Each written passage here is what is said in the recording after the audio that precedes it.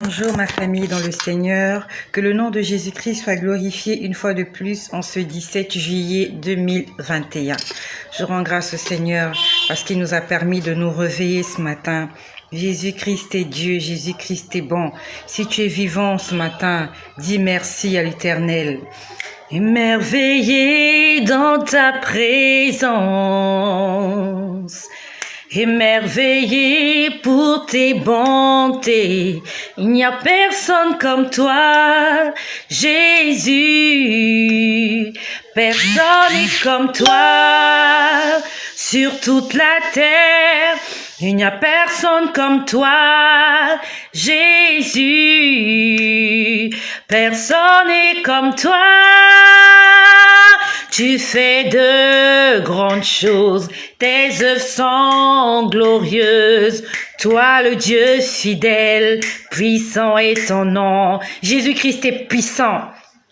Il y a de cela 2 jours, je vous ai dit comment j'ai été attaquée, j'ai été menacée, j'ai été visitée chez moi. Le Seigneur a permis qu'aujourd'hui je puisse dormir paisiblement avec mes enfants et ma maison. Comment ne pas lui dire merci? Comment ne pas lui dire merci? Les nouvelles sur les réseaux sociaux ne sont pas bonnes. Tout à l'heure encore, j'ai vu comment on a découvert le corps d'une jeune fille de 7 ans. Elle avait été ensorcelée par quelqu'un afin qu'il puisse utiliser ses organes sexuels pour faire des traitements à ses patients. Tes enfants sont encore en vie, dis merci au Seigneur. Il y a une mère quelque part là qui a perdu sa fille, qui a perdu son fils. On a enlevé son enfant, on a volé son enfant. Par des occultistes, par des magiciens, par des féticheurs.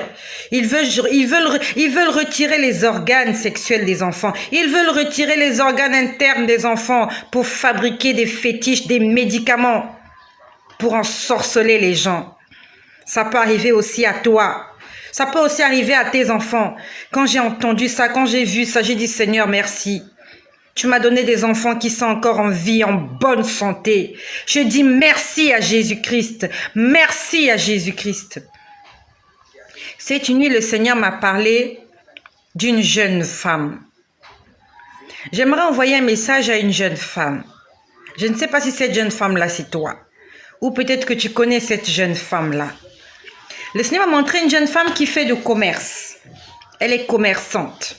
Je ne sais pas si en dehors de son commerce qu'elle fait, est-ce qu'elle a une activité auxiliaire, je ne sais pas. Mais le Seigneur m'a montré qu'elle fait du commerce et qu'elle s'est procuré un serpent. J'ai vu ce serpent, il était de couleur blanc. C'était un serpent, je connais pas les noms des serpents. C'était pas un très gros serpent, c'était un serpent normal. Voilà, un serpent normal qu'on peut tenir comme ça avec ses 2 mains. Donc, elle a un serpent. Je ne sais pas si elle a déjà ce serpent ou bien elle a envie d'aller consulter pour qu'on puisse lui donner un serpent qui va l'aider à prospérer, qui va l'aider à réussir. Parce que j'ai vu qu'elle avait un serpent. Donc, je ne sais pas si elle a déjà ce serpent ou bien si tu as envie d'aller consulter des féticheurs, des marabouts, des sorciers, pour qu'on puisse te donner un serpent qui va te vomir de l'argent. Le Seigneur me l'a montré cette nuit. Je t'ai vu, ma sœur. Je t'ai vu. Tes affaires ne marchent pas. Tu veux prospérer, demande au Seigneur de t'aider. Parce que je t'ai vu avec ce serpent-là de couleur blanc. Et ce serpent-là, tu le gardais dans tes affaires. J'ai vu le serpent dans la boutique. Le serpent était dans la boutique. Puis après, je t'ai vu assise. Tu étais assise, je ne sais pas si tu discutais avec des gens. Après, tu en as eu marre du serpent. Tu étais fatiguée d'avoir ce serpent-là parce qu'il y avait trop de contraintes. Donc, je suis en train de parler à quelqu'un, une femme, qui détient un serpent qui lui vomit de l'argent. Ou alors, une femme qui a envie d'aller consulter afin d'obtenir un serpent qui va lui cracher de l'argent, qui va lui vomir de l'argent. C'est pour ça que toi qui m'écoutes, il ne faut pas envier les gens. Tu ne sais pas d'où vient l'argent qu'ils ont. Tu vois une femme dans une voiture, elle est belle, bien habillée, tu la convoites, tu l'envies, tu veux être comme elle, tu la jalouses. Tu ne sais pas comment elle souffre, elle n'a pas la paix de son cœur. Non seulement elle n'a pas la paix de son cœur, mais son âme n'est pas sauvée. Je t'ai vu avec un serpent, ma sœur. Et ce serpent-là te vomit de l'argent, il te crache de l'argent. Puis à un moment donné, j'ai vu que tu étais fatiguée d'avoir ce serpent-là. Tu en avais marre de continuer à gérer ce serpent-là. Et tu l'as négligé. Quand tu l'as négligé, j'ai vu le serpent s'échapper de là où tu le caches. Tu le caches quelque part. J'ai vu qu'il s'est échappé parce que tu l'as négligé. Parce que tu ne t'occupes plus de lui. Il est sorti de là où tu le caches. Il est allé dans la rue. Et quand il est allé dans la rue, il a sémé la pagaille. Les gens l'ont vu, il y avait de l'agitation. Je voyais des gens courir autour du serpent pour essayer de le tuer. Et ce sont des petits enfants qui ont capturé ce serpent-là. C'était vraiment toute une foule en train de suivre ce serpent de couleur blanc.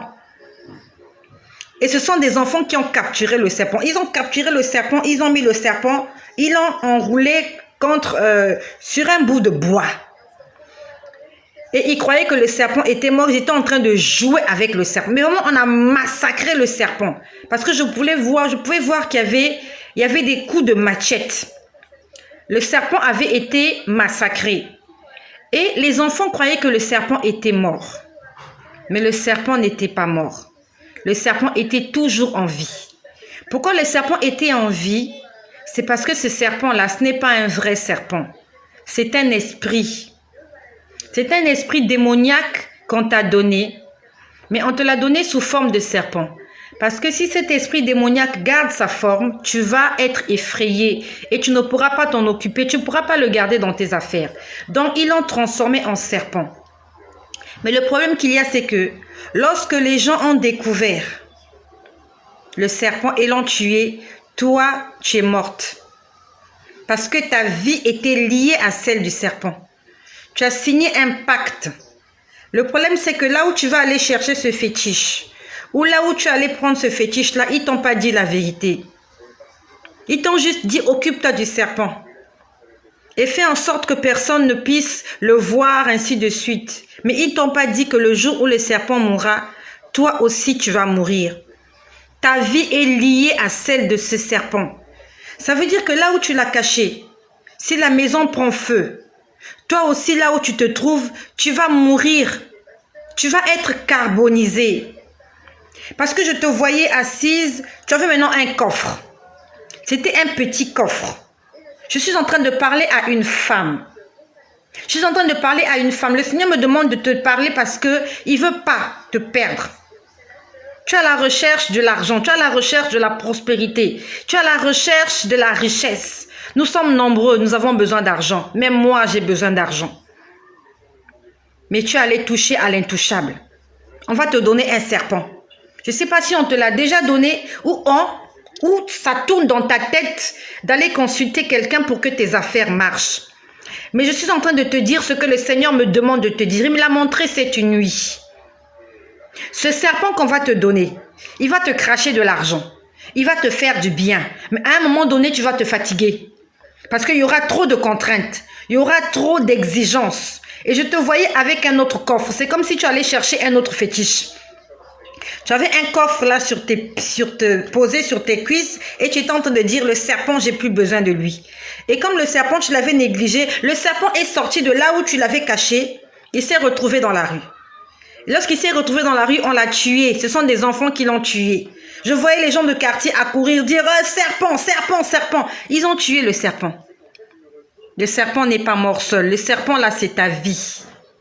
Lorsque le serpent est mort. Lorsque le serpent est mort, toi aussi, tu es morte. Donc, si tu m'écoutes, j'aimerais te dire que Jésus t'envoie ce message, c'est parce qu'il t'aime et qu'il ne veut pas que tu meurs. Parce que si tu meurs, tu seras sacrifié dans le monde des ténèbres. Alors qu'ici, les gens vont te pleurer, tu vas te retrouver quelque part enchaîné et être forcé à faire des travaux difficiles. Ils vont t'utiliser comme esclave. Attention, ma sœur. Le Seigneur me demande de te dire ceci. Ça ne sera pas facile pour toi de te débarrasser de ce serpent. Cherche un homme de Dieu. Prie que le Seigneur te guide vers un homme de Dieu.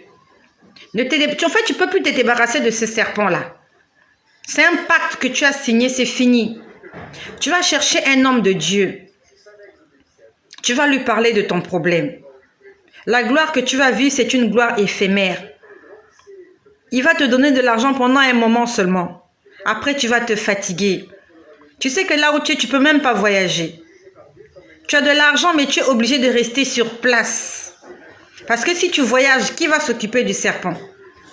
Si tu voyages, qui va nourrir le serpent? Tu es obligé, tu es condamné à ne plus voyager. Tu es condamné à être sur tes gardes. Vivre dans la cachotterie, vivre dans le secret parce que tu as quelque chose que tu caches. Va voir un homme de Dieu avant qu'il ne soit trop tard. Va te confesser. Fais la cure d'âme, parle, dis ce qu'il y a. Et cet homme de Dieu là va prier pour toi. Et vous allez partir.